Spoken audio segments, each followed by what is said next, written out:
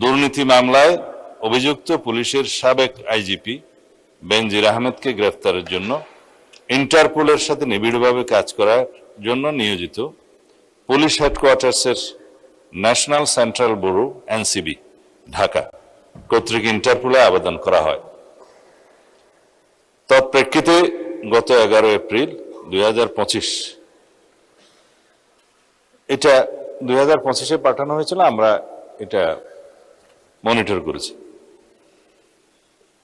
Interpol 2025/12239 নম্বর file ও 5174/4 2025 control নম্বরের মাধ্যমে বেনজির আহমেদের প্রতি রেড নোটিশ জারি করে। উক্ত রেড নোটিশের মাধ্যমে ইন্টারপোল কর্তৃক সংযুক্ত আরব আমিরাতের স্বরাষ্ট্র মন্ত্রণালয়কে অনুরোধ করা হয় গ্রেফতারের জন্য।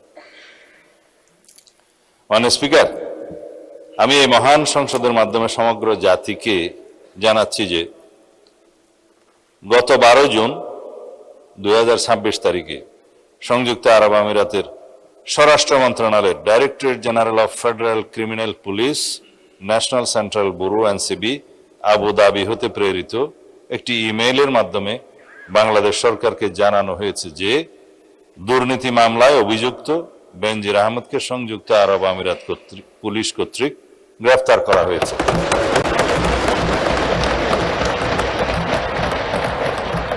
এবং তিনি বর্তমানে সেখানে আটক আছেন।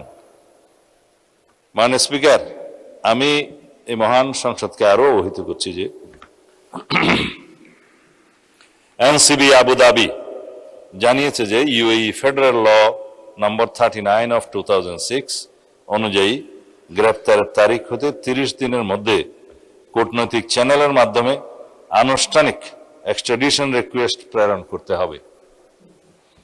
উল্লেখ্য, বেনজির আহমেদের বিরুদ্ধে দণ্ডবিধির 420, 467, 468, 471 and 109 সেকশন এবং 1947 এর দুর্নীতি প্রতিরোধ আইনের সেকশন 5/2, 26(2) এবং 27(1) এবং বাংলাদেশ পাসপোর্ট অর্ডার 1973 এর 11 ধারার মানে সেকশন 11 এর মামলা বিচারাধীন রয়েছে। উক্ত বিষয়ে এনসিবি ঢাকা ইন্টারপোল চ্যানেলের মাধ্যমে রেড নোটিশ প্রকাশ, আন্তর্জাতিক সমন্বয়, বিদেশি কর্তৃপক্ষের সাথে যোগাযোগ এবং গ্রেফতার পরবর্তী ফলো আপ কার্যক্রম সম্পন্ন করেছে। দুদক কর্তৃক প্রত্যার্পণের জন্য প্রয়োজনীয় মামলা, গ্রেফতারি পরোয়ানা ও তদন্ত সংক্রান্ত দলিলাদি প্রস্তুত, স্বরাষ্ট্র মন্ত্রণালয় কর্তৃক এক্সট্রাডিশন প্রপোজাল প্রস্তুত ও অনুমোদন এবং পররাষ্ট্র মন্ত্রণালয়ের মাধ্যমে ইউএই কর্তৃপক্ষের নিকট কূটনৈতিক চ্যানেলে আনুষ্ঠানিক এক্সট্রাডিশন রিকোয়েস্ট প্রেরণ করে এনসিবি আবুধাবির সাথে সমন্বয়পূর্বক অতি দ্রুতই তাকে বাংলাদেশে নিয়ে আসা হবে।